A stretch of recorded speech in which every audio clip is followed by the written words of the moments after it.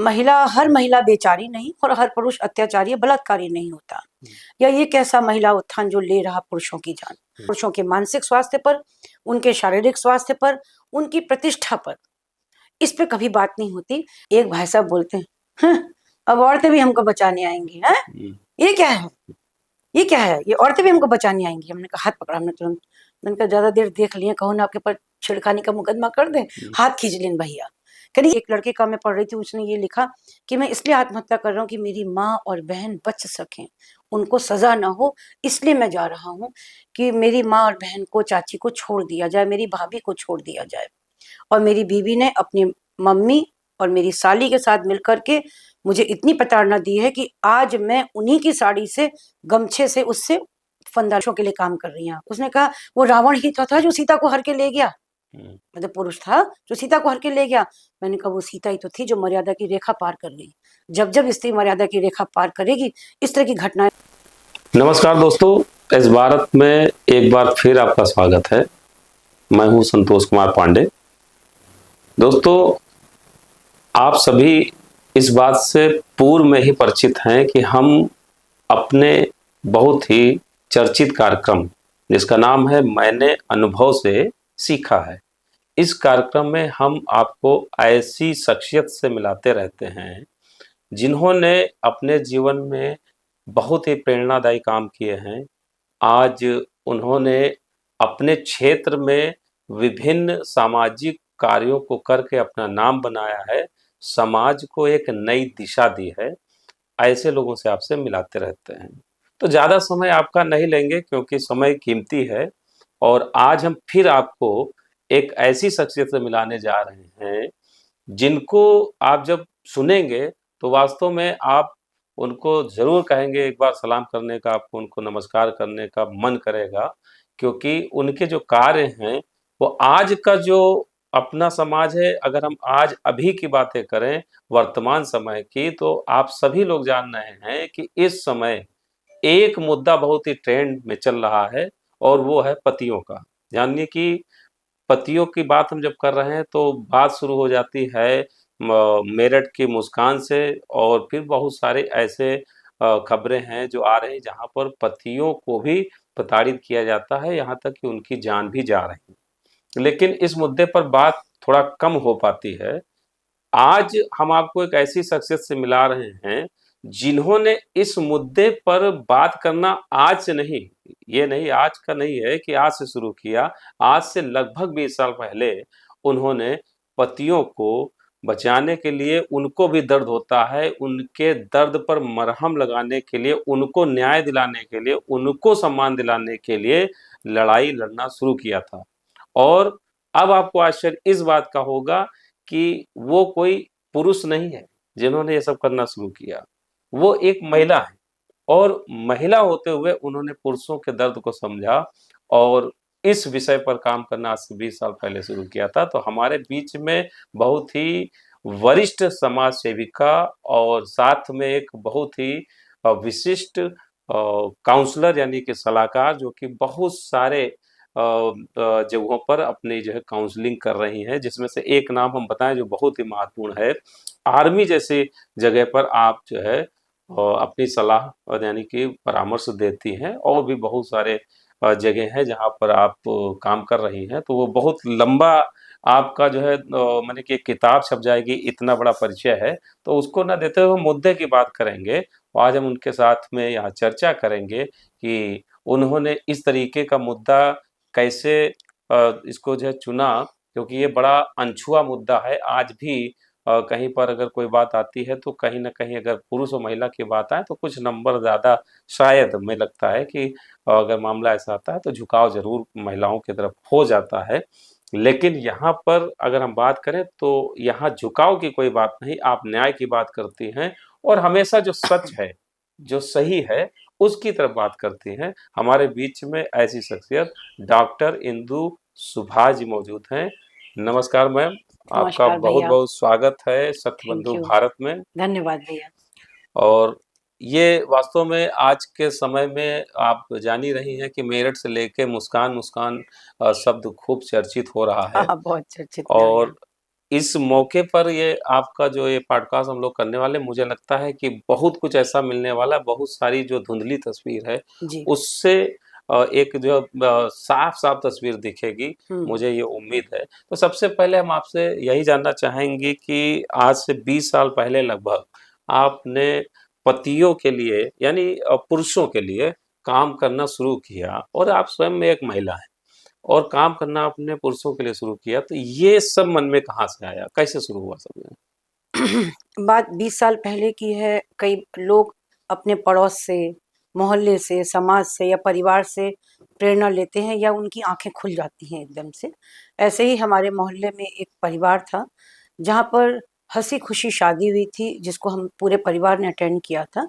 लेकिन दुर्भाग्यवश उस विवाह में कुछ इस तरह की घटनाएँ हुईं, जिसमें हम लोग को भी ये एहसास हुआ और लगा भी कि ये इनके ऊपर झूठा दहेज का केस लाद दिया गया है। हुँ, और बड़ी चौंकाने वाली घटना थी ये, कि जो पति-पत्नी इतने प्यार से रहे हों, जिनको हमने प्यार से रहते हुए देखा हो, कभी ज़ोर से आवाज़ ना सुनी हो, हुँ, उसमें उस उनकी पत्नी के मरने के बाद उनके घरवाले उनके ऊपर दहेज उत्पीड़न, घरेलू हिंसा आदि का उन्होंने केस हुँ, उनके ऊपर लगाया, साथ-साथ दहेज हत्या का भी लगाया। हुँ, और उसमें वो व्यक्ति जेल गए और उसमें उनका पूरा परिवार के जो वरिष्ठ जन थे, वो भी जेल गए। हुँ, जो कि लगता नहीं था कि वो कहीं पे दोषी हैं, हुँ, लेकिन तब समझ में आया कि भई ये तो मर्द को दर्द होता है और हुँ, ये एक ऐसा पहलू था जिस पर ध्यान गया। पढ़ते तब भी थे अखबारों में पहले, सुनते थे खबरें, ऐसा नहीं है कि मैंने पढ़ी नहीं, क्योंकि मैं उसी समय अपनी पीएचडी कंप्लीट की थी महिला अध्ययन में, तो ये घटनाएँ थीं।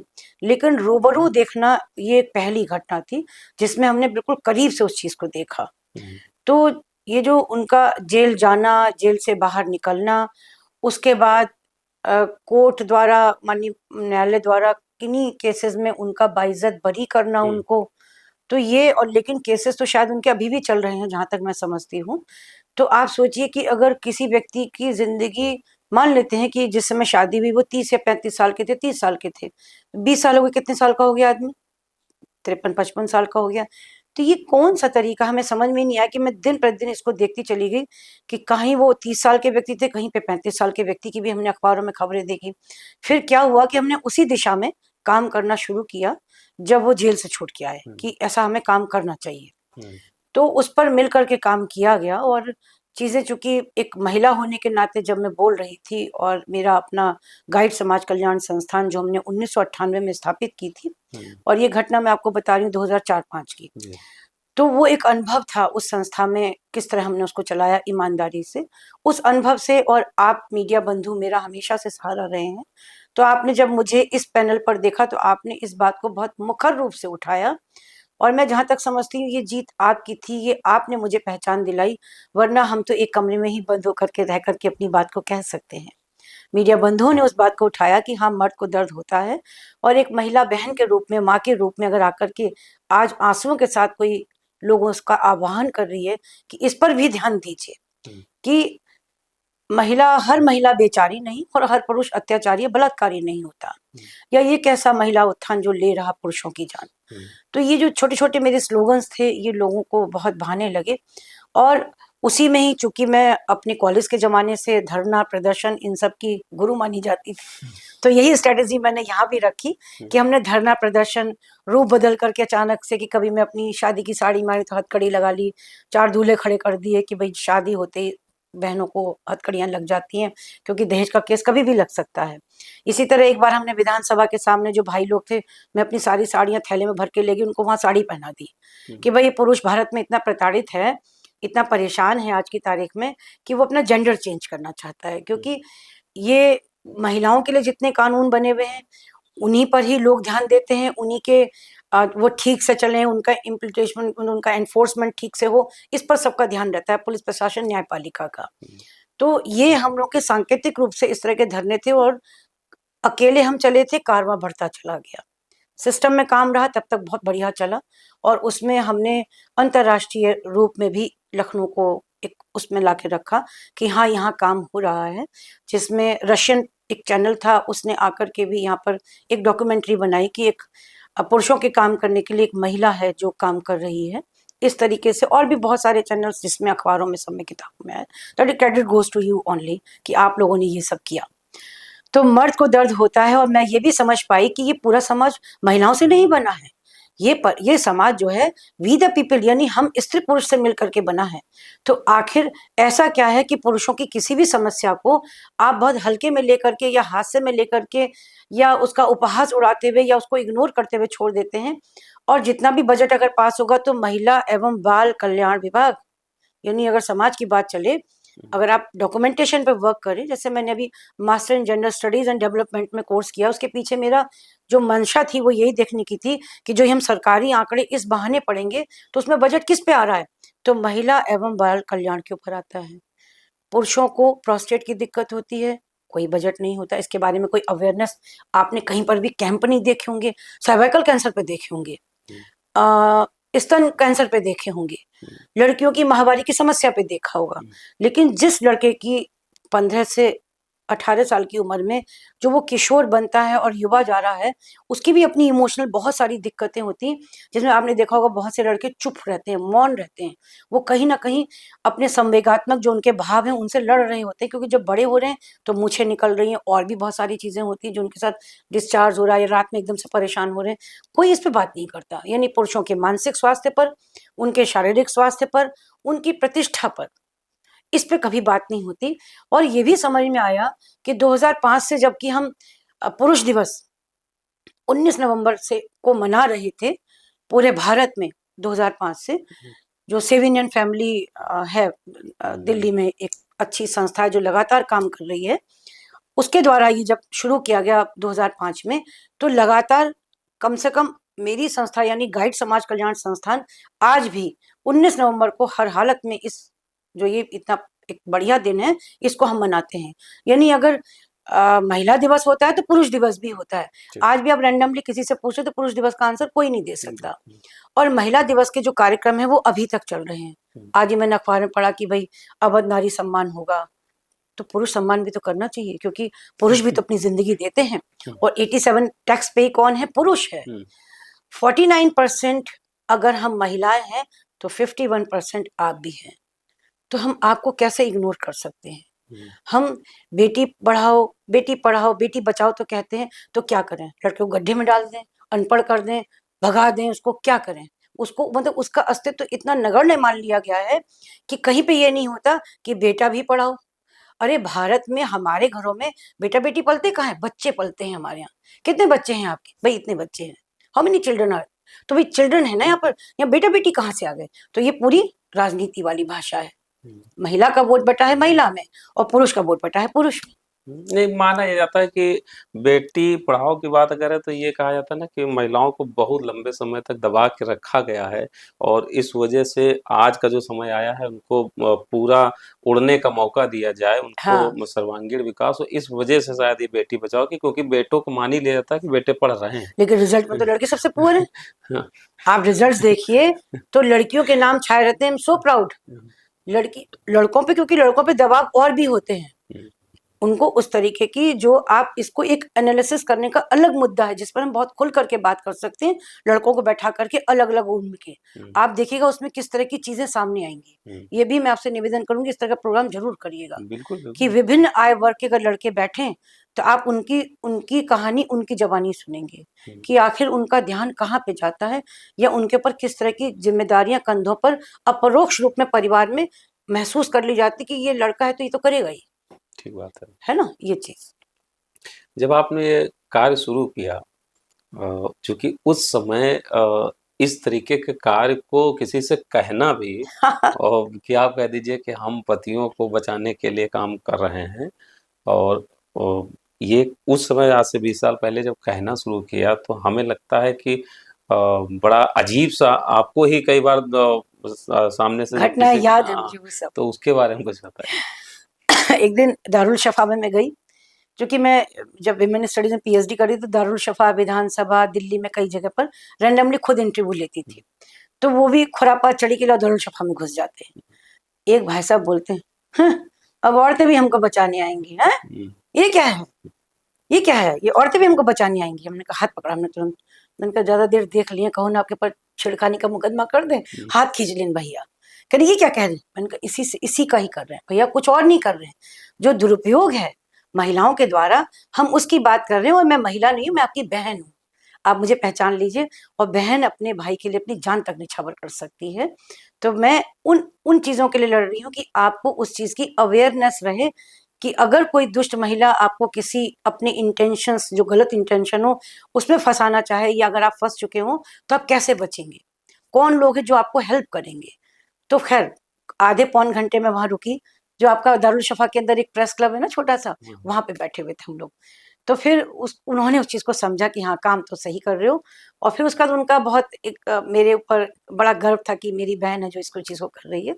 तो ये अनुभव ऐसा था कि मैं प्रशासन में अगर हम गए, देखिए हम लोग, देखिए ये राजनीति की बात है और हम लोग पॉलिटिकल पर्सन है, देखिए मैडम इसके ऊपर ज्यादा खुल करके बात नहीं कर सकते।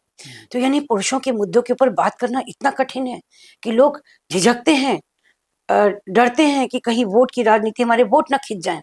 आपने खुद देखा कि संसद में जब 2 सांसदों ने पुरुष मंत्रालय की बात करी है, पिछले 4-5 सालों में अलग अलग लोगों ने बात उठाई है, तो लोग हंसते हैं, मुस्कुराते हैं कि ये बात ऐसी है जिस पर कोई सीरियसली नहीं लेगा इस चीज को।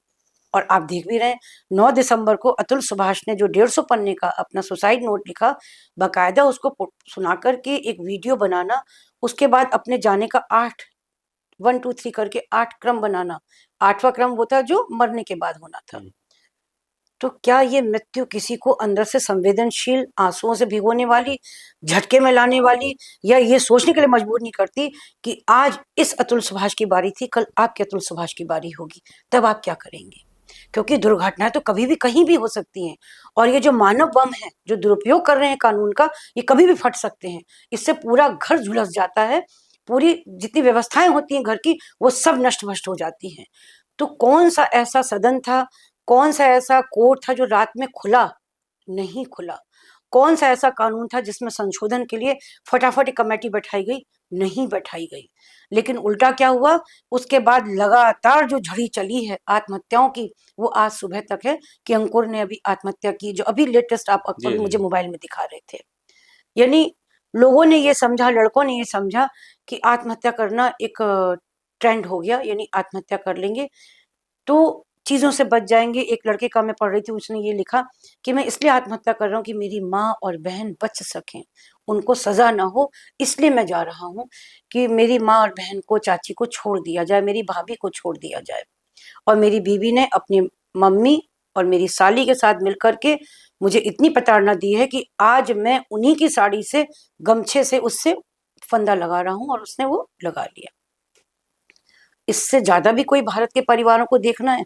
भारत पूरे विश्व में परिवारों का की एक जो एक संकल्पना है, ताकत उसके है। लिए लोग ताकत मानते हैं, उसको लोग आश्चर्य कहते हैं कि अरे 3 generations in a family at A time, ये कैसे संभव है? लोग साड़ी पहन करके, बिंदी लगा के, सिंदूर लगा के औरतें रह कैसे लेती हैं? ये चूड़ियां पहन के वो रह कैसे लेती हैं? और ये लड़के के नाम पे व्रत रखती हैं। तो जब लड़के ही नहीं होंगे तो कौन से व्रत चलेंगे? ना करवा चौथ होगा, ना जितने भी आप त्योहार देख रहे हैं, कहीं ना कहीं वो लड़का लड़की को ही समर्पित है। तो फिर चंदा मामा भी नहीं होगा, फिर तो कुछ भी नहीं होगा। एक और चीज आती है कि जब आपने शुरू किया होगा, चूंकि कहीं न कहीं हम लोग रहते हैं, समाज में बातचीत होती रहती है, तो पुरुषों पे बात करना, तो आप ही ने बताया कि उन पर बात अगर की जाए तो वो बात ही नहीं है जी। वास्तव में। लेकिन इस पे आपसे कितने महिला संगठन नाराज हुए? कुछ लोग तो बहुत ही ऐसी खराब दृष्टि से देखते हैं कि कौन है ये, कहाँ से आई है ये, क्या पढ़ी हो तुम?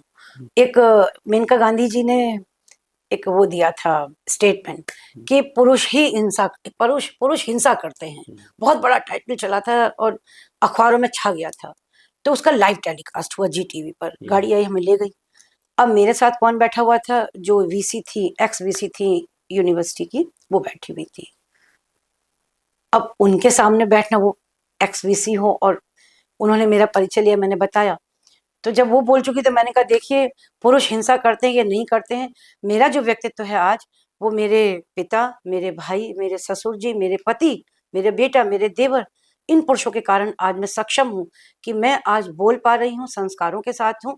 उनका जो मेरे ऊपर उनका विश्वास था, मेरी पढ़ाई में मेरे भाइयों का मुझे गाड़ी पे लेके जाना, स्कूटर पे लेके जाना, पढ़ाई कराना, पापा जी का मेरी एजुकेशन पे खर्च करना। यानी 90 में अगर मैं पीएचडी हूँ तो मेरे पिता ने कोई विजन देखा होगा मेरे को देख बिल्कुल करके। बिल्कुल। मेरे ससुर जी ने मुझे समाज कार्य के लिए प्रेरित किया कि तुम समाज के लिए चलो। तो मेरे देवर ने कहा कि भाभी हम खर्चा कम नहीं होने देंगे, हम खर्च करेंगे उस पर। मेरे पति ने पूरा मुझे एक पूरा संबल दिया कि तुम जो करोगी बेटर करोगी, तुम्हें जहां जाना है अपने हिसाब से तुम करना, कहीं संसाधनों की कमी होगी तो मैं करूंगा। मेरे बेटे ने जितना भी टेक्निकल वर्क था, जो बच्चों को जोड़ना था, सारा उसने किया। तो मैं तो खुद आज पुरुषों के कारण हूँ। भाई ये मेनका गांधी जी का खुद का अनुभव हो गया कि उनके पिता, भाई, बेटा, पति ने क्या उन पर हिंसा की, we don't know about it. तो ऐसे बहुत सारी महिला संगठन है, ये तो मैंने आपको उदाहरण बताया। कुछ महिला संगठन कहते हैं अच्छा आप ही वो हैं, आप ही ये काम करके आपको क्या मिलता है, क्यों करती हैं? आपको पता है ये पुरुष कितने अत्याचारी होते हैं। एक चैनल पे मेरे से कहा गया कि वो थोड़ा इरिटेट हुई कि क्यों पुरुषों के लिए काम कर रही हैं आप। उसने कहा वो रावण ही तो था जो सीता को हर के ले गया, मतलब पुरुष था जो सीता को हर के ले गया। मैंने कहा वो सीता ही तो थी जो मर्यादा की रेखा पार कर गई। जब जब स्त्री मर्यादा की रेखा पार करेगी, इस तरह की घटनाएं होती रहेंगी। मर्यादा में रहना हमें प्रकृति सिखाती है। तो ये पुरुष और स्त्री की बात ही नहीं है, यहाँ पर गलत और सही की बात है। नहीं तो इससे मैं एक चीज़ और पता चलती है कि मान लीजिए जो बहुत सारे आपने जो नाम लिए हैं, अगर कोई व्यक्ति बाई चांस मर्यादा में नहीं रहता है, तो क्या उसके साथ इस तरीके की हरकत करना भी सही है? क्या कोई व्यक्ति मर्यादा में अगर रहता है कि नहीं रहता है? नहीं रहता मान लीजिए तो उसके देखिए साथ मेरा कहना ये नहीं था, मेरा कहना ये था कि चाहे वो स्त्री हो चाहे पुरुष हो, हुँ, जैसे ही वो जो डिसिप्लिन समाज का बना हुआ है, जैसे ही वो उसको क्रॉस करेगा तो उसके सामने खतरे हमेशा होंगे। हुँ, वो आँच उसके ऊपर ज़रूर आएगी। फिर हमारे पास ये कहने का मौका, जो लोग नीति नियम के साथ चल रहे हैं कि देखो तुमने ये काम गलत किया था इसलिए तुम्हारे साथ ऐसा हुआ। हमने घर खुला छोड़ दिया, रात में 2-3-4 दिन के लिए खोला तो क्या होगा? चोरी होगी ना, हुँ, डकैती होगी ना घर के अंदर कि भाई हाँ 10 लोग आए और चोरी करके ले गए। हुँ, तो जो मर्यादा विहीन व्यक्ति होता है, वो मेरे कहने से नहीं, वो वैदिक काल से भी मर्यादा को नैतिक नियमों में माना जाता है। प्रकृति भी मर्यादा विहीन होकर के जब म्यांमार में, थाईलैंड में भूकंप लाती तो वो किसी को अच्छी नहीं लगती है। हुँ, प्रकृति भी सुंदर सुरम्य मनोरम ही अच्छी लगती है। हुँ, तो मर्यादा वर्ड मैंने इसलिए प्रयोग किया। और ये कोई जरूरी नहीं है कि जो मर्यादा विहीन व्यक्ति है उसके साथ बहुत अन्याय ही होगा, क्योंकि आजकल तो ये फैशन ही हो गया है। हुँ, जितना जो मर्यादा विहीन होगा, जितना स्वच्छंद होगा, जितना वो समिट बिल्डिंग में शराब पी रहा होगा, उतना वो सोशल आइकन बन जाता है भाई। हुँ, हुँ। सिगरेट पीना जो है लड़कियों के लिए बहुत बोल्ड एंड ब्यूटीफुल है, नहीं हमारे लिए लड़के नहीं भी है। पीते हैं। लड़के तो पीते ही पीते हैं, लड़कियाँ पीती हैं। हुँ, लड़कियों के लिए थोड़ा ये चीज़ें प्रतिबंधित मानी जाती थी। हुँ, लेकिन आज की तारीख में अगर आज लड़कियाँ शराब पी रही हैं, तो हो सकता है कि मेरे से कोई कह दे कि भैया तुम तो बुढ़ा गई हो, तुमको क्या मालूम ये हुँ, चीज़ें, हुँ। है ना? शराब पीना कौन-सी बड़ी बात, हम बियर पीते हैं, वोदका पीते हैं। भैया हमको नहीं पता ये चीज़, कहीं तो कुछ गलत होगा ना ये। इसको हमने अपनी मर्यादा में मान लिया और उनके लिए नहीं होगा। तो ये हर एक का अपना-अपना जीने का तरीका है। My body my choice. चलिए हम लोग यहाँ तक पहुँच गए तो एक बात और भी आ रही है कि एक तरफ आपने देखा कि अभी मेरठ में मुस्कान नाम की महिला ने सौरभ का जो है ड्रम में जो हुँ, इस तरीके की तमाम और भी घटनाएं सामने लगातार आ रही हैं। लगातार आ रही है। जैसा कि आपने कभी सोचा था कि पुरुषों के लिए भी आवाज उठाने की जरूरत है, उनका भी अपना मान है, उनका भी सम्मान है, दर्द है, उनको भी न्याय मिलना चाहिए। शायद हमें लगता है कि अब आपकी वो बात जो है, अब लोगों के समझ में कुछ-कुछ ज़रूर आएगी। हाँ, अब जो लोग विरोध कर रहे थे, उनको हुँ, समझ में आ रहा होगा, आप सही कह रहे हैं। तो इन सारे विषयों को देखते हुए वर्तमान की स्थिति में आप क्या कहना चाहेंगे? देखिए, वर्तमान की स्थिति में जो सबसे बड़ी चीज़ है वो है नशा। और नशे के बाद व्यक्ति का विवेक खत्म हो जाता है। उसको वासना की बहुत आग होती है और स्वच्छंद जीवन होता है। लोग सीसीटीवी तो देखते हैं, कमरे में कहीं सीसीटीवी तो नहीं है, जहाँ जा रहे हैं वहाँ सीसीटीवी तो नहीं है, लेकिन वो ये भूल गए जो हमारे ज़माने से 2 आँखें ईश्वर की चल रही थी, वो अभी भी चल रही हैं। नैतिक रूप से हम आज भी उनसे डरते हैं। लेकिन जो आज की युवा पीढ़ी है, जो दुष्ट इरादों के साथ है, जो मर्यादा विहीन है, जो मैंने आपको बताया, और दूसरा हमारी कानून व्यवस्था, कि अगर हम मुस्कान, साहिल और सौरभ राजपूत के केस को ही एनालिसिस करें, तो प्रथम दृष्टया जो आंकड़े आए, उसके बाद एनालिसिस करके जो परत दर परत आप लोगों की जो खोजी पत्रकारिता है, उसने जो आंकड़े प्रस्तुत किए हैं वो बिल्कुल चौंकाने वाले हैं एक्चुअली। और प्रथम दृष्टया कहानी कुछ और थी, और जैसे ही आप लोगों ने उस कहानी की तह तक गए और पुलिस ने अपना इन्वेस्टिगेशन स्टार्ट किया, लोगों से लिया, पड़ोसियों से लिया, तो उसमें समझ में बहुत कुछ ऐसा आया कि सौरभ राजपूत विदेश में काम करता था। कहते हैं कि वो मर्चेंट नेवी में था, जो 6 महीने बाहर और बाकी समय घर में। उसकी एक बेटी थी पीहू नाम की, लेकिन पति पत्नी में विवाद चल रहा था और वो तलाक देना नहीं चाहता था, क्योंकि जो पिता होता है वो अपने बच्चों के हित के लिए तलाक के लिए बहुत तेजी से नहीं जाता है। जैसे पारिवारिक न्यायालय में मैं इतने समय से हूँ, तो मैं खुद देखती हूँ कि कोर्ट में लड़कियां बहुत मुखर होकर के आती, लेकिन लड़के बहुत चुप होते हैं। उनको लगता है कि परिवार की इज्जत जा रही है इसको करने से। तो सौरभ भी उसी मानसिकता में चल रहा था कि मैं तलाक तो नहीं दूंगा। इधर जब हम आप लोगों के थ्रू ये घटना पाती, ये चीज इंफॉर्मेशन पाते हैं कि सौरभ की जो सास है वो खुद कह रही है कि मेरी जो बेटी थी वो 5-6 लड़कों के साथ ऑलरेडी पहले रिलेशनशिप में थी, किसी के साथ वो भाग भी गई थी। तो सास ससुर ने भी कहा कि सौरभ तुम इसको छोड़ दो। ये भी पता लगा कि सौरभ के माता पिता इस विवाह के लिए बिल्कुल तैयार नहीं थे, लेकिन सौरभ, जो उसकी सुंदरता थी, जो उसकी उन्मुक्तता थी, जो जो एक बोल्ड एंड ब्यूटीफुल वाली की वो अर्धनग्न सुंदरता, वो उसको अट्रैक्ट कर गई और उसको लगा कि ये मेरा जो एक समय होता है वो बड़ा ग्लैमरस होगा इसके साथ। वो उस मोहपाश में फंस गया था। जैसे ही वो 6 महीने के लिए बाहर हुआ, और मुस्कान के सामने विवशता ये थी कि वो उससे छुटकारा पाना चाहती थी कि उन लोगों की मानसिकता किसी पॉइंट पर नहीं मिल रही होगी, किसी पर उनकी टोका टाकी शुरू हुई होगी। In the mean time social media के माध्यम से जो स्कूलों का ग्रुप होता है उसमें उसको साहिल शुक्ला मिला, जो उसका 7वीं 8वीं क्लास से दोस्त था। उनकी आपस में केमिस्ट्री बनी, और मुझे नहीं समझ में आता कि वो ननुआ जैसी शक्ल वाला चुट्टा वाला लड़का उस लड़की को कैसे समझ में आ गया। और सबसे बड़ी चीज कि जब खोजी पत्रकारिता उस मोहल्ले में पहुंचती है, तो वो पूछती है औरतों से कि क्या आपने इस लड़के को आते जाते देखा, कि हाँ वो तो रोज आता जाता था। तो उन्होंने पूछा कि जब वो ना उसका भाई था ना पति था, तो आप लोगों ने कभी ऑब्जेक्शन नहीं किया? उन्होंने कहा हमें क्या मतलब इस चीज से। तो ये जो पॉइंट है, हमें क्या मतलब, मोहल्ले में इतनी बड़ी बड़ी घटनाएं हो जाती हैं, गेट खुले रहते हैं, लोग पास हो जाते हैं, क्या कहते हैं, हमें क्या मतलब, मेरा कंसर्न क्या है। तो जो ये आधुनिक परिवेश में अगर किसी भी युवा पीढ़ी को आप पार्क में भी बैठे देख लें जोड़े को, और अगर आप जाके टोक दें, तो लड़का नहीं लड़की चिल्ला के पड़ेगी आपके ऊपर, क्योंकि उन्मुक्त होके, स्वच्छंद होकर के, उनकी अपनी चॉइस के अनुसार उनको जिंदगी बिताना, ये मुझे लगता है कि उन्होंने अपना फंडामेंटल राइट समझ लिया है।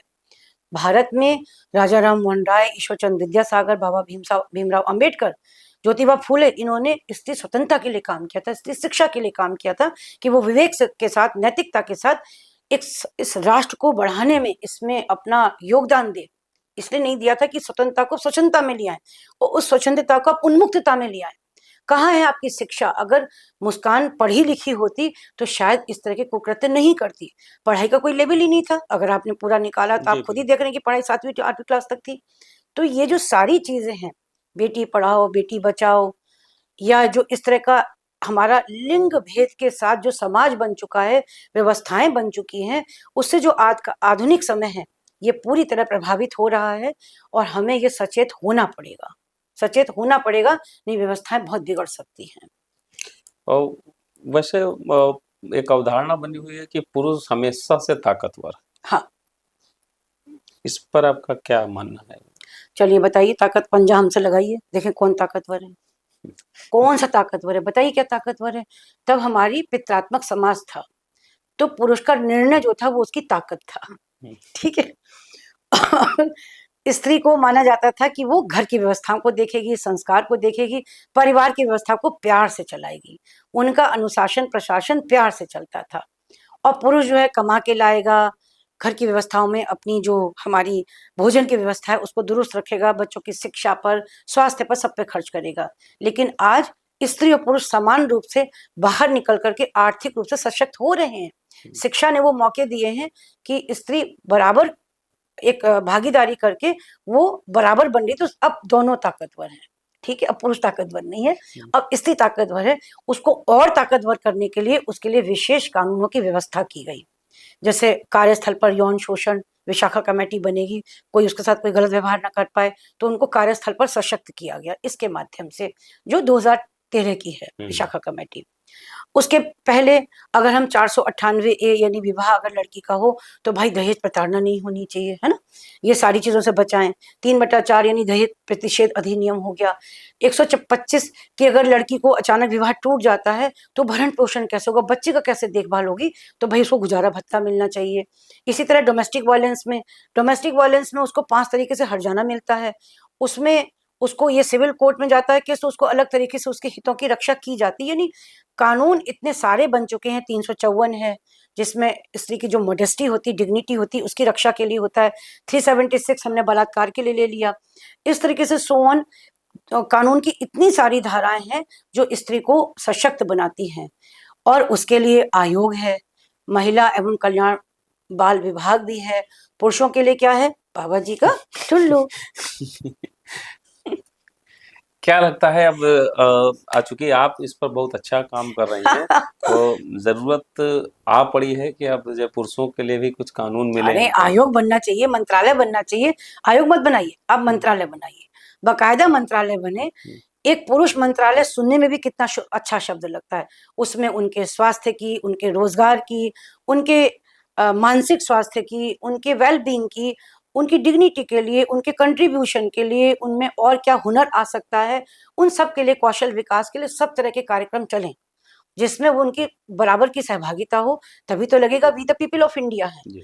और खाली ये हो कि महिला आयोग सारी चीजें बन गई तो भाई मानवाधिकार आयोग में पुरुष अपनी एप्लीकेशन लेके जाए, वो खुद ही कंफ्यूज रहते कि मैं लेके कहाँ जाऊं एप्लीकेशन, थाने में जाऊंगा तो विशेष कोई सेल तो बनी नहीं है, उसको फिर जो पहले पुलिस प्रशासन न्यायपालिका उसी को पीड़ित मानती है जो उसको पहले पुकारता है। पुरुष इस माइंड सेट में होता है कि अरे घर का मामला घर में ही सुलझ जाए, ना बोले ना बोले। लेकिन आजकल की जो हेल्पलाइन है 112, उसमें पुरुष भी कर सकता है, स्त्री भी कर सकती है। जब 112 का भी सवेरा कार्यक्रम के अंतर्गत अभी जब उद्घाटन दोबारा से हुआ था, वन डायल 100 से उसमें, तो आपने खुद पढ़ा होगा कि पहले इतने दिनों में 6000 कॉल केवल पुरुषों की आई थी कि मैं डोमेस्टिक वायलेंस का शिकार हो रहा हूँ। तो ये हमारे ऊपर है, संविधान पुलिस व्यवस्था सबके लिए बनी है, लेकिन अगर पुरुष पुकारेगा ही नहीं तो कोई क्या कर सकता है भाई। आपको खुद डॉक्यूमेंटेशन करना पड़ेगा अपनी मुसीबतों के लिए। तो ये मिल करके सहभागिता है, और लड़कों को यानी पुरुषों को जो मेरा ये संदेश है कि उनकी जो भी ग्रीवेंसेस है उसको सामने लाइए, ठीक है, चुप्पी तोड़ो, कुछ तो बोलो, और कुछ तो बोलो के साथ कुछ लिखो भी, लिख करके दोगे तो वो चीजें काम करती हैं। और पुलिस के लिए ये ऑब्लिगेशन होता है कि वो उसका आंसर दे, उसका निस्तारण करे, लेकिन झूठा आप भी मत करिए, क्योंकि दुरुपयोग जहां बढ़ता है लोगों का विश्वास पीड़ितों पे से हट जाता है। इसीलिए कानूनों में संशोधन जब होते हैं तो फिर जिस उद्देश्य से वो कानून बना था वास्तव में वो फिर उसकी जो ग्रीवेंस की जो एक एनफोर्समेंट होता है वो कहीं ना कहीं पे जिस पीड़ित के लिए वास्तव में बना था, और जो पीड़िता है लड़की या पीड़ित लड़का है, वो कहीं ना कहीं हल्का पड़ जाता है। 498A में संशोधन हुए हैं, उसमें क्या हुआ है कि प्रथम दृष्टया हम उसमें प्रॉपर इन्वेस्टिगेशन करेंगे। 41A का नोटिस है वो आपको गिरफ्तार न करने की पुलिस के द्वारा आश्वासन किया जाता है। और भी बहुत सारी चीजें हैं जो कानून आए, अरनेश कुमार वर्सेस बिहार का 2014-15 में, जिसमें माता पिता और बहन की गिरफ्तारी को रोका गया। राजेश शर्मा वर्सेस उत्तर प्रदेश 2017-18 में, उसमें परिवार कल्याण समितियां हों जिसमें मीडिएशन पे फोकस किया गया कि 77% जो पारिवारिक न्यायालयों में केसेस हैं वो पति पत्नी के हैं, और वो भी लड़कियों के परिवारों द्वारा ज्यादा लगाए जाते हैं। तो उसमें लोक अदालतों को परिवार कल्याण समितियों के द्वारा विशेषज्ञ जो बैठते हैं, परिवार कल्याण विशेषज्ञ, जिसमें मेरा भी चयन हुआ कोर्ट के लिए, तो उनकी जो एक एक्सपर्टाइज राय होती है उसमें केसेस को मीडिएशन पे यानी मध्यस्थता पे ला करके वहीं खत्म करके उसको सॉर्ट आउट करके खत्म कर देते हैं। इससे अभी 1100 फाइलें मेरे द्वारा भी खत्म की गई। तो इससे क्या है कि ये चीजें हो सकती हैं। तो पुरुषों के लिए पूरा संविधान है, बट हाउ टू यूज। अगर आपको दिख रहा है कि हमारा दुरुपयोग हुआ है तो आप जो नई न्याय संहिता आई है उसमें 211 है, 248 है, इसमें जाकर के आप जो झूठ बोलने वाला है उस पर तुरंत के तुरंत आप अपनी एप्लीकेशन लगा सकते हैं, उस पर अपनी कार्यवाही कानूनी शुरू कर सकते हैं, जिसमें 5 साल की सजा है। करना आप ही को है, पढ़ना आप ही को है, जानना आप ही को है। आपको क्या लगता है कि जो बहुत सारे केसेस की आपके पास एक हिस्ट्री है, पूरा एक बहुत बड़ी सूची होगी, बहुत बड़ा है, बहुत सारी फाइलें हैं। उसमें कुछ ऐसी चीजें होंगी जो आपको कॉमन मिलती होंगी कि लगभग कहानी इसी के इर्द गिर्द होती है। क्या आपको लगता है सर? देखिए, कहानी होती है राइट टाइम करने की, अहम और वहम की लड़ाई है ये। जी। दूसरा, विवाह में अतिशय खर्च करना। हम्म, जब लोगों की विवाह होता है तो उनका मतलब लड़की दिखाने से लेकर के एंगेजमेंट, जो आज की तारीख में आप खुद देख रहे हैं, किसी की एंगेजमेंट बराबर किसी के घर की शादी। एंगेजमेंट की पार्टी भी खुद बहुत बड़ी खर्चीली हो गई है। उसके बाद प्री वेडिंग शूट, जी। उसके बाद डेस्टिनेशन शादी, यानी कुल मिलाकर के शादी का बजट एक मध्यम वर्गीय परिवार के लिए 50 से 60 लाख का, 70 लाख का, 1 CR टोटल मिला लिया। दोनों पक्षों को मिलाया तो वो 1 करोड़ हो गया। इसके पीछे क्या है कि लड़की भी कमा रही है तो वो भी थोड़ा बहुत बचाती है। इस तरीके से हमारी जो खर्चीली व्यवस्थाएं हैं, और जैसे ही ये विवाह टूटता है, कहीं पे भी क्रिच आती है, तो जो आपके खाने पे खर्च हुआ, आप आए मेरी शादी में, फलाने में, ठिकाने हिसाब में, किताब। ये सारा हिसाब किताब जो दहेज के रूप में वो लड़के वालों पे ठोक दिया जाता है। अब तुमका हम राइट टाइम करें हैं, जी। तुम इतना कर रहे थे, तो विवाह के समय ही हम क्यों नहीं सावधानी रखते? हम विवाह के समय अगर सावधानियां रखें तो क्या कर सकते तो हैं? हिसाब किताब कम बनाया था। नहीं भाई, शादी दिन में करो। शादी, विवाह एक आत्मिक रिचुअल, एक हमारा जो वैदिक रीति से संस्कारों के साथ विवाह होता है, वो आत्मिक एक तरीका है जिसमें वचन पालन होता है, बहुत सारी चीजें होती है। शादी है 2 तारीख की, बारात आ रही है रात के 12:30 बजे, तो शादी किस में हो गई? 3 तारीख को हो गई, खत्म हो गया सारा। जो जो वो निकले थे मुहूर्त, वो भी सब खत्म हो गया। अब भाई वचन भरने की बारी आई, तो या तो छेड़ाखानी चल रही होती है या फिर लोग ऊँग रहे होते हैं, तो वचन पता ही नहीं लगते भाई। देखो, तो होना क्या चाहिए, जैसे मैं कितनी बहुत अच्छे प्रोफाइल के लोगों की मैंने शादियां इधर अटेंड की। उन्होंने सुबह 11 बजे शादी शुरू करी, सिर्फ 2 खाने के आइटम थे उसमें। लड़की भी पढ़ी लिखी MD, लड़का भी पढ़ा लिखा MD, और 2 वकील बैठे हुए थे। बहुत ऊंचे प्रोफाइल की बता रही हूँ, शादी मैंने अटेंड की है। वो सप्तपदी, भारत की जो हमारा कानून है, सप्तपदी को वो मानता है कि हाँ आपका विवाह हुआ। सप्तपदी को उन्होंने विटनेस किया। उसके बाद लड़की और लड़के ने दूसरों को माला पहनाई, उसी के साथ फेरे भी हो गए और शादी 2 बजे तक फिनिश। कोई लाइट नहीं, घर के सिर्फ घर के लोग थे जो उनके बहुत ही खास आत्मीय लोग थे। ठीक, और ये जो विवाह का स्वरूप है, ये वास्तव में वही स्वरूप है जो लौट के आना चाहिए। तो जो आज की तारीख में जितना भी आप कह रहे हैं कि क्या व्यवस्थाएं हैं, ये जो कुरीतियां हैं, इनको हमें खत्म करना पड़ेगा। दूसरा, हमें सावधानियां रखनी पड़ेंगी। अगर आपको लगता है कि लड़का लड़की में कहीं कोई कमी है, तो भाई गुलाबी चश्मा देख करके कि सब कुछ ठीक हो जाएगा, ठीक हो जाएगा, नहीं। आप रात में ही शादी तोड़ दीजिए, क्या होगा? खर्चा देना पड़ेगा ना, हो गया खत्म। लेकिन उस लड़के की या लड़की की जिंदगी बर्बाद नहीं होगी, जहां पर वो बाद में लोगों को ढूंढती या ढूंढता है। किससे कहूं मैं ये चीज? मेरे पास इतने केसेस आते हैं, किसी किसी में होता है कि 10 दिन की शादी भी, दे बोथ आर सफोकेटेड।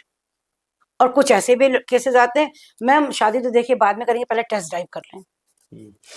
अब बताइए आप, हम भी मुंह नीचे पकड़ के बैठ जाते हैं, भाई अब ये कौन सा नया रूल निकला कि आप टेस्ट ड्राइव करके? नहीं, ये मान लीजिए लड़की कुछ गड़बड़ हुई तो लड़की कहती कि लड़का अगर इंपॉर्टेंट हुआ, तो मैंने कहा भाई तुम जानो, तुम्हारा काम जाने, हमको छोड़ दो। और इसमें अगर डॉक्यूमेंटेशन हो जाए, एक 100 रुपए की नोटरी पर लड़के वाले और लड़की वाले लिखें कि प्रेम पूर्वक हमारे द्वारा दोनों वर वधु को ये प्रेम पूर्वक दिया लिया गया है, और दोनों पक्षों के और लड़का लड़की दोनों के साइन हो जाए। जब कोर्ट मैरिज हो तो उस कागज की भी कॉपी लगा दी जाए, उसमें क्लॉज और डाल दी जाए कि अगर विवाह में कभी भी कोई तकलीफ आती है, तो जो ये लोग साइन कर रहे हैं, बड़े बुजुर्गों के साइन है इस पर, उन्हीं से पहले कहा जाए। क्योंकि विवाह का कोई भी कार्ड, मुझे नहीं लगता कि कोई थाने में लिखा जाता हो कि थाना गुडम्बा, थाना जानकीपुरम। भाई साहब शादी में आइएगा थानेदार साहब, नो। कोर्ट में गए प्रिंसिपल जज से मिलने, सर शादी है, कार्ड दे रहे हैं आप। कहाँ होता है? हम किसको देते हैं पहला कार्ड? भगवान को समर्पित करते हैं, पुजारी को देते हैं, दादा दादी को देते हैं, बुआ को देते हैं। तो फिर वही क्यों नहीं अपना लेते कि हम उन्हीं के पास क्यों ना जाएं? अगर वो लोग बैठेंगे तो जो प्राइमरी पेज पे जो छोटे छोटे झगड़े होते हैं वो खत्म हो जाएंगे। या फिर pre and post marriage counsellor के पास जाइए, तब भी झगड़े खत्म हो जाते हैं। तो ये छोटी छोटी सावधानियां विवाह में हमें पता होनी चाहिए। और दूसरा, पारिवारिक कानूनों का ज्ञान दोनों पक्षों को होना चाहिए। अगर ये बहुत छोटी सी सावधानियां अगर कोई कर ले तो काम हो जाएगा। आज के समय में एक और चीज चल रही है कि आप देखेंगे कई बार सोशल मीडिया पर आप देखेंगे तो फुहड़ता कई बार बहुत फेमस होती चली जा रही है और हुनर कई बार गलियों में तमाशा करता है। है। इस पर क्या कहेंगे? देखिए आजकल आइकन कौन है? उर्फी जावेद, उनके पास कपड़े नहीं कत्तर होती है, कतरनों से कपड़े बनाती हैं। वो कौन है? वो आज चमकता हुआ सितारा है, ठीक। ऑन द कॉन्ट्रेरी आप और भी लोगों को देख रहे हैं, लेकिन आज का जो युवा है, जो गांव से कस्बे, कस्बे से शहर की ओर आ रहा है, वो चकाचौंध में एकदम ग्लैमर, उसमें एकदम से चौंकता है। उसको सारे गैजेट्स चाहिए। माता पिता के पास कोई पैसा नहीं है। क्या करें? या तो पैसा करें, या तो वो नौकरी करें कहीं, या तो पढ़ाई छोड़ें, यूनिवर्सिटी पढ़ाई करने आए थे, उसमें से वो स्किप होते हैं। वो उनकी संगति कुसंगति पर डिपेंड करता है। अगर वो सुसंगति में आ गए तो वो आईएएस बन जाते हैं। अगर वो कुसंगति में आ गए तो आपके सामने कितने सारे उदाहरण हैं जिसको बताने की जरूरत ही नहीं है। और फिर उसी में ही आजकल युवा पीढ़ी में आप खुद भी देख रहे हैं कि हमारे यहाँ जो बेटियों की पीरियड्स यानी रजस्वला होने की जो एक उम्र होती थी, वो 14-15 की साल की हुआ करती थी। आज 11 से 12 साल की लड़की रजस्वला हो रही है। तो वो जो हार्मोनल चेंजेस हैं, जो उनका मानसिक एकदम से विकास है, या जो उनकी इच्छाएं हैं, वो एकदम से बढ़ती हैं। और उसमें जो आग देता है वो ये देता है, मोबाइल। आप यूं घुमा लीजिए, अभी पॉर्न वीडियो आ जाएगी, ठीक। बच्चों की बड़ी क्यूरियोसिटी होती है इसको देखने में। मम्मी पापा ने कहा मेरा बच्चा पढ़ रहा है, देखिए मैम अभी देख कितना अच्छा पढ़ रहा है, इधर देखा तो यहाँ पॉर्न वीडियो चल रही है। तो ये जो हमें नहीं पता कि हमारा बच्चा क्या कर रहा है। और अगर लोग बच्चों को मार नहीं सकते, टीचर्स बच्चों को कुछ डांट नहीं सकते, तो ये जो एक पिछले जमाने में एक डर धमकानापन, ये सब खत्म हो गया। तो बच्चों ने कई रास्ते अपना लिए, चाहे वो लड़का हो चाहे लड़की हो, जहां मौका मिलता है वो कहीं ना कहीं कुछ ना कुछ फरेब करके आगे निकलते हैं और उस जिंदगी को एंजॉय करते हैं, डेयर एंड विन पर। इसीलिए कॉन्ट्रासेप्टिव भी आप मार्केट में देख लीजिए, मेडिकल दुकानों पर छोटी छोटी लड़कियां जो हॉस्टल में रहती हैं, वो यूं दबा करके फटाक से निकल जाती हैं। मेडिकल स्टोर वाला भी कहता है, मैंने पूछा कि भाई अभी आपके सामने ले गई? मैं कई बार मेडिकल स्टोर पे जाके चुपचाप ऐसे ही बैठ के देखती हूँ कौन क्या खरीद रहा है, कि मैम हम कर क्या सकते हैं? जब लड़की मांग रही तो हम देंगे ही ना, हम थोड़ा ना पूछेंगे कि तुम मैरिड अनमैरिड हो। ये मैं हॉस्टल्स के पास की दुकानों का हाल बता रही हूँ आपको। आप बड़े बड़े मॉल्स में जाएं, वहां के टॉयलेट का परीक्षण करें, जो जो कॉलेजेस के सामने होते हैं, आपको इस तरह के गर्भ निरोधक जो वस्तुएं हैं वो पड़ी दिखाई देंगी। मुझे दुकानदारों ने फोन किया कि मैम एक बार आप विजिट तो करिए यहाँ पर, देखिए ना यहाँ पे समाज क्या चल रहा है। अभी आप आकर के यहाँ सेमिनार करके गई थी, यहीं के बच्चे ऐसा कर रहे हैं। तो भाई देखिए, ये तो जिंदगी आपकी है, सिर आपका है। आप हेलमेट पहने ना पहने, कहाँ कब दुर्घटना हो जाएगी, कहाँ कब ये चीजें हो जाएंगी, माता पिता को सावधान होना पड़ेगा। बच्चों के ऊपर निगाह रखनी पड़ेगी, उनके मोबाइल पर उनको देखना पड़ेगा कि वो शेयरिंग कर भी रहे हैं कि नहीं कर रहे हैं। टीचर्स को निगाह करनी पड़ेगी। कॉलेजेस में काउंसलर्स होने चाहिए, स्कूल्स में काउंसलर होने चाहिए। और हमें एक कड़ी व्यवस्था जरूर रखनी पड़ेगी और कड़ी सजा का प्रावधान जरूर होना चाहिए। अगर हमें कोई इस तरह का मिलता है तो हमें उसको एक बच्चों के सामने एग्जाम्पल रहे कि किसी लड़के ने, आपने देखा ना 8वीं क्लास के लड़के ने 6ठी क्लास की लड़की के साथ रेप कर दिया बाथरूम में जाकर, अभी की अखबारों की खबरें हैं। तो वो कहाँ से सीखा? इसी से तो सीखा। उसने कहा ना कि मैंने उस पिक्चर में देखा तो मैंने ये किया। अगर आपने अभी की गाजियाबाद की घटना पढ़ी हो तो भाई इस तरह की जो घटनाएं हैं। दूसरा, हमारे जितने भी सोप ओपेराज हैं, जिस तरह के प्रोग्राम्स आते हैं, आप देखते हैं कि उसमें एक तीसरी औरत, दूसरी औरत, चौथी औरत, ये ऐसा दिखा दिया है कि पुरुष को इतना कामी और इतना अश्लीलता दिखाई जाती है कि एक ही साथ वो 4-4 लोगों के साथ उनका नाटकबाजी चल रही है, मतलब वो संबंध रखे हुए हैं। तो ये जब अगर आप स्क्रीन पे देख रहे हैं और लोग हंस रहे हैं, बड़े आराम से देख रहे हैं, पिक्चरें ऐसी आ रही हैं जो हमारा साहित्य समाज का दर्पण होता है। और अगर साहित्य सुंदर है तो समाज सुंदर है। यहाँ कहाँ हो रहा है भाई? हम पाश्चात्य की नकल में हम उर्फी जावेद को अपना आइकन बना रहे हैं, हम तनुश्री दत्ता को अपना क्या बना रहे हैं? आइकॉन बना रहे हैं। भैया उनका नाम आ गया, हमको माफ करना भाई, क्योंकि ये बोल्ड एंड ब्यूटीफुल का जमाना है, तो अगर हम नाम नहीं लेंगे तो बताएंगे कैसे? तनुश्री दत्ता जी ने मीटू चलाया है जी। तो मीटू में उन्होंने आलोक नाथ जी पर और नाना पाटेकर जी पर लगाया कि उन्होंने मुझे छेड़ा, ये किया, फलाना किया। उसमें तो बहुत सारे लोग जद में आ और गए। उसके बाद वो भी 20 साल पहले किया था। तो इतनी दिन तक आप सो रही थी, लल्ली थी क्या? अब अचानक से 10 साल बाद जगनी कि आलोकनाथ ने फलानी साइड पे फलाने पे किया था, तो हमने मेंटू कार्यक्रम चला दिया। मेंटू भी चलेगा कि भाई मेंटू भी होना चाहिए, कि पुरुष के साथ भी तो दिक्कतें होती हैं, उनके साथ भी तो सेक्सुअल हैरेसमेंट होता है जब वो वर्क प्लेस पे होते हैं। लेकिन कौन क्या करे? कितनी पिक्चरें आप देख रहे हैं आज की जहां पर इस तरह की बनी ऐतराज है या और भी है, जिसमें दिखाया जा रहा है कि लड़की जो है वो सेक्सुअली असॉल्ट कर रही है। तो भाई ये समाज है, हमारे द्वारा ही बनाया है। अगर आज हम सावधान नहीं होंगे तो समझ लीजिए जो पाश्चात्य सभ्यता का जो विनाश का जो एक कगार है उस पर हम सब बैठे हुए हैं। कब ये मानव बम फटेंगे, कब ये सभ्यता का नाश होगा, तो ये हमारे लिए हम खुद ही रेस्पॉन्सिबल होंगे। तो कायदा ये है कि हम सबको मिल करके उन्हीं संस्कारों, उन्हीं सब चीजों को वापस लाना चाहिए जिन परिवेश में हम लोग जिए थे। ये समवेत प्रयास होने चाहिए और इसमें कोई क्रिटिसिज्म ना होकर के सबको ये हमारा काम है करके चलना चाहिए। क्या लगता है आपको, जितनी सारी समस्याएं आपके सामने आई जी। और आज एक बहुत बड़ा अनुभव, जो कि हम्म, अपने कार्यक्रम का नाम भी मैंने अनुभव से से सीखा, सीखा। ये एक हमारे बहुत ही अच्छे परिचित हैं, समय सीईओ हैं आपके काशी विश्वनाथ के, अच्छा अच्छा।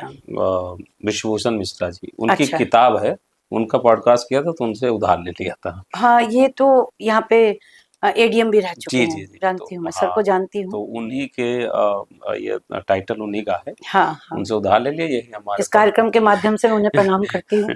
तो बहुत अच्छा टाइटल है, मैंने अनुभव से सीखा और आपने काफी सारा अनुभव अलग अलग बताया। अब ये तो है कि समस्याएं सामने दिखी, कुछ ऐसी चीजें जो इस तरीके की जो विसंगतियां हैं उनके लिए कुछ समाधान निकल पाए उधर की तरफ, क्योंकि देखिए चाहे वो महिला हो चाहे वो पुरुष हो, सभी लोग ये जो कहते हैं ना कि एक ही गाड़ी के दो पहिए हैं और हम्म। इसके बगैर कुछ नहीं हो सकता, ना ही कोई बिना पुरुष के कुछ है और ये समाज है जैसा आपने ना स्त्री बताया। के कुछ है। जी। तो उसको बैलेंस करने के लिए एक अच्छा परिवार, एक अच्छा रिश्ता चलाने के लिए कुछ चीजें जो आपने अनुभव की हो तो वो बताना और उन पे चल सके लोग। मैंने आपको बताया ना, अहम और वहम, जी। ये दो चीजें ऐसी हैं जिसमें अगर हमारे व्यक्तित्व में है तो वो खुद ही व्यक्तित्व नकारात्मक होता है। अहम होगा तो भी हमें घड़े की तरह होना चाहिए, शीतल। मिट्टी का है, मिट्टी में ही मिल जाएगा। कौन सा मेरा अहम है। तो हमें न तो किसी को यूज एंड थ्रो करना है। लोग आज की तारीख में किसी भी व्यक्ति को, किसी भी पैनल को यूज एंड थ्रो करके निकल जाते हैं। ये बहुत गलत एक धारणा है। या ओवरलुक करके निकल जाना कि मुझसे क्या मतलब, अरे हम अपने काम के लिए, छोड़ो हटाओ इसको, इसमें मत लगो, ज्यादा समाज सेवा मत करो। ये जो इस तरह की चीजें हैं ये हमारी संस्कृति की जो मूल धारणाएं हैं उनसे अलग हैं। हम तो वो सर्वे भवन्तु सुखिना, है ना, जी। इस माइंडसेट के साथ चलते कि सभी लोग खुश सुखी रहें, रहे। सुखी रहें और सानंद रहें और सब साथ साथ रहें। सहना भवतु सहना भुनक्तु। तो एक तो यही कि हम अपनी वैदिक जो हमारी जड़ें हैं उनको कभी ना छोड़ें, जो हमारे हमने सीख के आए हैं। हम पाश्चात्य चीजें लाएं, उसमें नयापन करें, तो वो एक बैलेंस के साथ करें। दूसरा, रिश्तों में कभी जीतने की कोशिश मत करिए। रिश्तों में जो हार जाता है वही जीतता है, जहां तक मैं समझती हूँ। जो डूबता है वही प्यार में पार हो जाता है। तो ये अगर सोचा जाए कि अब हम इनको राइट टाइम करेंगे, तो राइट टाइम के लिए हमने 1090 लगा दिया, 181 लगा दिया, 112 लगा दिया, तो ये राइट टाइम करने का, जब आप कोर्ट में जाते हैं तो राइट टाइम आप खुद ही हो जाते हैं, क्योंकि आपके पास एविडेंस ही नहीं होते हैं। आपका मंशा होती है कि केवल किसी व्यक्ति को परेशान करना है। जो वो सुखद एक जीवन चल रहा था, सिवाय इसके कि हम उसको बना के रखें, हम सिर्फ ये कि नहीं, जो इसने कहा वो गलत नहीं कहा, इसका अधिकार है, इसको मिलना चाहिए। तो भाई कर्तव्य पालन भी तो जरूरी है। जब हम कार्यस्थल पर होते हैं तो कार्यस्थल के नियमों का पालन करते हैं। जी। हॉस्टल में होते तो हॉस्टल के नियमों का पालन करते हैं। तो जब हम ससुराल में होते हैं, चाहे वो लड़का हो चाहे लड़की हो, तो वो हम उन नियमों का पालन क्यों नहीं करते। ये क्यों माना जाता है भारत में कि अगर एक ही बेटी है तो उसके माता पिता जाएंगे कहाँ बुढ़ापे में। ये भी लड़ाई का मुद्दा होता है। अरे हम क्यों नहीं मान लेते कि मेरी बेटी ही मेरा बेटा है। अगर दामाद ही अपने सास ससुर का ध्यान रखने लगे, बल्कि मैं कहती हूँ कि समधी समधन और समधी समधन दोनों पक्ष मिलकर के खूब अच्छे से एंजॉय करें। दोनों समधी समधन आपस में दोस्ती रखें, वीकेंड्स निपटाएं, बच्चों को अपनी जिंदगी जीने दीजिए।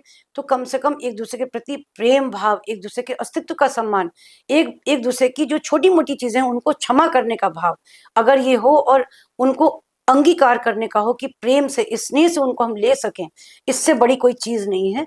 और शायद यही एक दिव्य है जहाँ पे ईश्वर बसता है। तो हम जो परिवार का स्वरूप है, परिवार में सौहार्द, प्रेम, पारस्परिक जो सामंजस्य है वो सबसे ऊपर है, इसी को लेके चलें। और लड़के के लिए भी यही है कि भाई देखो, लड़कों को भी किचन का काम आना चाहिए, क्योंकि ये अच्छी चीज है हमारे लिए। क्योंकि अगर हम लड़की पढ़ी लिखी ला रहे हैं, काम करने वाली ला रहे हैं, तो उससे हम ये नहीं कह सकते कि तुम घूंघट करके और ये करो और फिर काम करने भी जाओ और फिर लौट के भी काम करो। नहीं, ये सबको करना है, क्योंकि किचन एक जेंडर न्यूट्रल प्लेस है।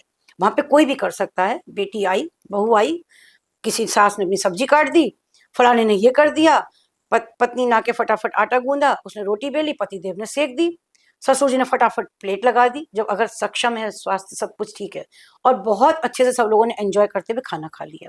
एक तो ये चीज। दूसरा ये कि अगर हमारा जो एक शब्द है क्राइम, अपराध शब्द जो है वो जेंडर न्यूट्रल है, उसमें कहीं पर भी लिंग भेद की बात नहीं है, तो सजा भी जेंडर न्यूट्रल है ना, पनिशमेंट भी जेंडर न्यूट्रल है। तो भाई भारत में क्राइम तो जेंडर न्यूट्रल हो गया है ना, लेकिन सजा जो है वो आपने जेंडर बायस क्यों कर दी? लड़कियों को सजा ही नहीं होती, कड़ी सजा का प्रावधान ही नहीं है। क्यों नहीं है भाई? तुष्ट स्त्री का एक समाधान, कड़े से कड़े दंड का प्रावधान। अगर इतना सा भी होने लगे, मुझे लगता है जो ये कानून का दुरुपयोग हो रहा है, जिसको माननीय सुप्रीम कोर्ट ने 20 साल पहले कह दिया था, 20 साल पहले सोचिए आप, माननीय सुप्रीम कोर्ट ने सुशील शर्मा वर्सेस भारत संघ का केस था 2005 में, रिट पिटीशन नंबर 141 2005। उन्होंने कहा कि भाई जो ये कानून है 498A और 113B, इनको इसका इतना मिसयूज हो गया है, इतना दुरुपयोग हो गया है कि परिवारों में कानूनी आतंकवाद, ये नया शब्द आया, लीगल टेररिज्म, ये परिवार में कानूनी आतंकवाद व्याप्त हो गया है, जिसके कारण परिवारों में परिवार टूट रहे हैं, बिखर रहे हैं, बुजुर्ग रो रहे हैं, बच्चे अलग हो रहे हैं। कृपया इसको पुलिस के लेवल पर, प्रशासन के लेवल पर इसको संज्ञान में लिया जाए और इसका दुरुपयोग होने से रोका जाए। ये 2005 की बात बता रही हूँ। कितनी अमेंडमेंट्स आए, लेकिन इम्प्लीमेंट कितने होते हैं?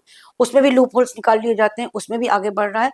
तो हमें इसके लिए खुद को स्वतः संज्ञान लेते हुए हमें जागरूक होना पड़ेगा। हमें अपनी बात को, अगर मान लीजिए मेरे पर कोई झूठा केस हो रहा है, तो मैंने आपको बताया कि हमारी जो अभी न्याय संहिता बनी है उसमें जाइए, उसको पढ़िए कि हमारे खुद के अधिकार क्या हैं, उसमें जाकर के झूठे केस के लिए आप प्रतिकार करिए, रिटर्न पे अपनी एफआईआर का उत्तर दीजिए। आप मेरे पे विश्वास रखिए, पुलिस प्रशासन न्यायपालिका वो सबके लिए बनी है। खाली ये सोचे कि महिलाओं के लिए बनी, ऐसा नहीं है। इसको हमको सबको मिलकर समझना पड़ेगा। भारत की जो हमारी शिक्षा व्यवस्था है उसमें परिवार कानूनों को जरूर उसका पार्ट बनाना चाहिए। दूसरा, वोकेशनल स्टडीज, अगर हमारी व्यावसायिक शिक्षा होगी तो ये जो युवा अपराध कर रहे हैं नौकरी की तलाश में, सरकारी नौकरी मिले तो उसके लिए कोई चेन खींच रहा है, कोई कुछ कर रहा है, उसकी जगह अगर वो 8वीं क्लास से ही जेम्स एंड ज्वेलरी का काम, कोई किसी का काम, तो बच्चे खुद से ही जब युवा होंगे तो उनके अपने अपने स्टार्टअप आ चुके होंगे। तो इस तरह की चीजें हों और लड़का लड़की दोनों की शिक्षा के ऊपर काम बढ़ाया जाए कि हाँ, उनको सबको शिक्षा मिले, उसी तरह का उनको अनुदान मिले, उसी तरह की उनको स्कॉलरशिप मिले। इसमें भी जेंडर न्यूट्रल आपको रखना पड़ेगा और आपको जगह जगह कैंप पुरुष और स्त्री दोनों के स्वास्थ्य के ऊपर लगाने चाहिए। सो ऑन, बहुत सारी चीजें जिस पर कि हम लोग मिलकर काम कर सकते हैं, क्योंकि हम भारत में we the people of India हैं, स्त्री पुरुष ऑफ इंडिया नहीं है। इसलिए मेरा आपके प्रतिष्ठित चैनल के माध्यम से जो राजनीति है, जो राजनीतिज्ञ हैं, उनसे मेरा करबद्ध निवेदन है कि आप स्त्री पुरुष को वोट के लिए उनको बांटिए मत कि महिला का वोट, कितने महिलाओं का वोट है, तो उनको लुभाने के लिए फ्री ये मत करिए। पुरुषों के लिए जैन कितने, मुस्लिम कितने, तो वहां पे उस तरह के कैंडिडेट खड़े करना, फिर उसमें राजनीतिक रोटियां सेकना, ये बहुत गलत है। भारत बहुत मुश्किल में इस कगार पे आया है कि वो स्वतंत्र हुआ है, तो उसको बनने तो दीजिए, संवरने तो दीजिए। ये तभी होगा जब हम मिल करके काम करेंगे और अपनी संस्कृति का सम्मान करेंगे।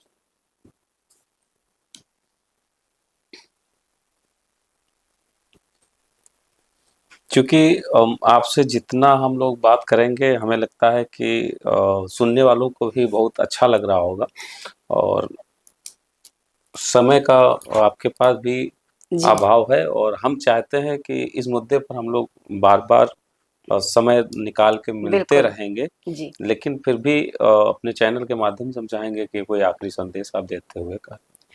देखिए, आखिरी संदेश में मैं यही कहूंगी कि व्यक्ति को करुणामय होना चाहिए, रहम दिल होना चाहिए और किसी भी व्यक्ति के अस्तित्व का हमेशा सम्मान करना चाहिए। करुणामय से क्रूर होना ये नहीं अच्छा होता, रहम दिल से बेरहम होना कभी अच्छा नहीं होता। अगर हम किसी के भी अस्तित्व का सम्मान करें, चाहे वो छोटा सा बच्चा हो, चाहे वो बुजुर्ग हो, हर एक के अस्तित्व का सम्मान करें और उसके लिए काम आने की कोशिश करें। अगर हम अपने को काम आने के लिए, सेवा के लिए समर्पित करेंगे, तो मुझे लगता है वही असली माधव सेवा होती है। यही मेरा संदेश पर काम कर रही हैं। मेरा जो अपना नजर जाती है दूर दूर तक, तो पुरुषों को जैसा आपने पूरे अनुभव बताया अभी कि वो अगर किसी को आवाज देना चाहे तो सुनने वाले बहुत कम लोग हैं, बहुत कम है और वो दर्द जो उन पे विश्वास कर सके। जी, और वो दर्द बना रहता है। ऐसी स्थिति में एक उम्मीद की किरण अगर हम कहें तो चैनल के माध्यम से आप निकल के आ रही हैं कि काफ़ी सारा ईश्वर को मैं जी, धन्यवाद देती हूँ इस ईश्वर चीज़ के लिए। कई मतलब बहुत बड़ी कृपा है कि आप जी, जैसे लोग बिल्कुल, यहाँ बिल्कुल। पुरुषों के लिए कार्य कर रहे हैं। कोई अगर प्रताड़ित है, परेशान है, उसे कुछ समझ नहीं आ रहा है, वो कई बार गलत कदम उठा लेता है, सुसाइड तक चले जाते हैं। ऐसी स्थिति में अगर एक रास्ता कहीं आपकी तरफ मिलता है, कोई आपसे सलाह लेना चाहे, परामर्श लेना चाहे, कोई अपना सवाल पूछना चाहे, तो उस स्थिति में आप क्या हम लोगों से वादा करेंगे कि हम आपका यहाँ पर नंबर या कोई संपर्क बिल्कुल, सूत्र मेरा दें? सौभाग्य होगा। जी, तो बिल्कुल। इस पर आप स्वयं ही ये अनाउंसमेंट आप करें, बताएँ सभी जी, को। कोई भी परिवार जिसमें उनका बेटा या बेटी या बुज़ुर्ग कोई भी परेशान है, तो वो हमारी सहायता ले सकता है। बुज़ुर्गों के लिए एक विशेष हेल्पलाइन नंबर हमारी संस्था गाइड समाज कल्याण संस्थान ने 2017 में समाज को समर्पित किया है, देश को समर्पित किया है। वो है 1800-180-0060। इसको आप गूगल पे भी देख सकते हैं, golden age toll free helpline number for senior citizens. इस पे भी आप कॉल कर सकते हैं। ये निःशुल्क लाइन है, जिस पे आपको कॉल करने का भी चार्ज नहीं देना पड़ता है। आप इस पे कॉल कर सकते हैं। आप मेरा नंबर है 9336002063, इस पे भी कॉल कर सकते हैं। और जो ये प्रतिष्ठित चैनल है, इसके माध्यम से भी जो भी प्रश्न आएँगे या जो भी समस्याएँ आएँगी, मैं कटिबद्ध हूँ उनमें आपकी सहायता करने के लिए, जिसमें हम आपको सही राह दिखा सकें, आपको मानसिक संबल दे सकें कि जो आपके प्रति अन्याय, प्रतिकार जो भी हो रहा है, उसका आप प्रतिकार कर सकें और हम सब आपके साथ हैं, चाहे वो स्त्री हो, चाहे पुरुष हो। पर वो केस शर्त यही है कि वो झूठा ना हो, क्योंकि यहाँ पर हम सब लोग बैठे हुए हैं, ये बहुत मेहनत से काम करते हैं और इस मेहनत का कहीं पर आप सम्मान करिए। इस प्रतिष्ठित जो मंच है, इसको कहीं पे भी मिसयूज़ ना करें। जो जहीं पे जहाँ पे ज़रूरत हो, प्लीज़ आप हमें बताएँ, हम आपकी ज़रूर हेल्प करेंगे। जितनी कैपेसिटी है, उससे भी ज़्यादा करने का मैं आपको कमिटमेंट करती हूँ इस चीज़ के लिए। तो जैसा कि दोस्तों मैम ने कहा कि अगर आप लोगों को किसी प्रकार की ऐसी समस्या है जहाँ पर अपने को आप प्रताड़ित महसूस कर रहे हैं, शोषित महसूस कर रहे हैं, कमज़ोर महसूस कर रहे हैं, अब वो शुरू हम लोगों की बात पुरुषों से हुई थी, लेकिन ये बात पूरे परिवार की, समाज की है, तो कोई भी व्यक्ति हो सकता है जो ऐसा महसूस कर रहा है, तो वो अपने सवाल भी हमारे चैनल पे दे सकता है। मैं चैनल पे नंबर जारी करवा दूँगा, अगर वहाँ से आप चाहें तो सवाल आप हम तक पहुँचा सकते हैं। उन सवालों के जवाब हम आश्वासन लेते हैं कि मैम के माध्यम से बिल्कुल, जो भी समाधान मैं होगा वो वायदा आप करती तक हूँ। पहुँचाया जाएगा बिल्कुल। और यही ये जो सबसे सही मकाम आया इस समय बातचीत का, यहीं पर हम लोग अपनी बात को समाप्त करेंगे और इसके बाद अगली बार आपके कुछ सवाल अगर आते हैं तो उनके साथ में हम मैम के साथ फिर बैठेंगे। जी, बिल्कुल। बहुत नमस्कार।